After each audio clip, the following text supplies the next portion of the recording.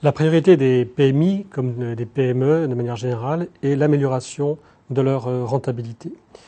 Aujourd'hui, de manière macroéconomique, cela passe par des ajustements en nombre de collaborateurs, par l'ajustement en termes de contrats de travail et en termes de CDD, travail temporaire. Donc un ajustement plutôt par les charges salariales.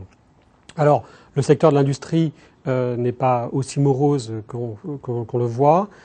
Tout d'abord, il y a des secteurs d'activité qui sont en croissance, comme le secteur de l'agroalimentaire. Et puis notons que l'activité export des PMI en France est en croissance, puisqu'elle a gagné 5 points entre 2011 et 2012.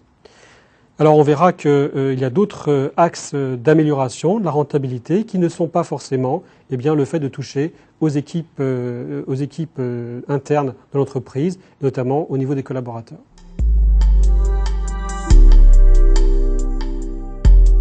Les axes internes d'amélioration de la rentabilité pour une PMI sont de 3 ordres. Premièrement, les stocks de matières premières. Il faut savoir qu'aujourd'hui, le stock de matières premières est un poste comptable important pour les PMI et qu'il est surveillé comme le lait sur le feu par les responsables de production. Il faut savoir que cela est dû notamment à une hausse de ce poste comptable, une hausse des matières premières, du fait du marché et de la demande importante des pays émergents. Aujourd'hui, pour pouvoir améliorer ces stocks de matières premières, la PMI va agir sur plusieurs niveaux d'information. Tout d'abord, évidemment, au niveau de ses clients, pour connaître les commandes qui doivent être fabriquées, les commandes actuelles et les commandes futures. Auprès, bien sûr, de l'autre côté de ses fournisseurs et de leur capacité de production. De ses sous-traitants, bien sûr, de leur capacité de concourir aux productions en cours et futures. Et enfin, bien sûr, quatrième point important, la production en cours, analyser les productions en cours. En d'autres termes, c'est agir avec un calcul de besoin net au plus juste. Autre point important, les stocks de produits finis qui ne sont pas livrés. Il faut savoir que là aussi, comptablement, c'est un poids important. Alors, ils ne sont pas livrés pourquoi? Parce que, premièrement, les productions peuvent être faites en avance. Cela arrive. Deuxièmement, les clients et donneurs d'ordre demandent à être livrés plus tard. Et troisièmement, il y a certaines productions qui sont terminées, mais qui nécessitent des opérations de conditionnement ou des petites retouches. Là aussi, la PMI doit agir sur ce poste-là. Et concrètement, bien identifier quel est le moment où les productions vont se terminer, en fonction de la demande client, en fonction de son organisation interne et en fonction, bien sûr, de ses stocks.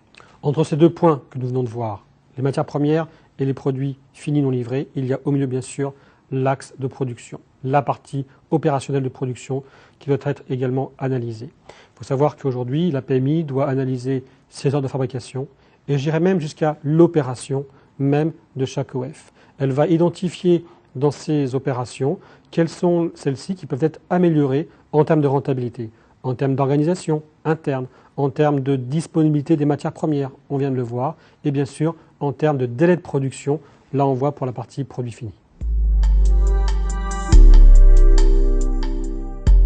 Cette amélioration de rentabilité va être utilisée à moyen terme par la PMI sur 3 axes. Tout d'abord, elle va s'équiper de nouvelles machines-outils et de nouveaux outils de production, qui est aujourd'hui un des points essentiels des PMI.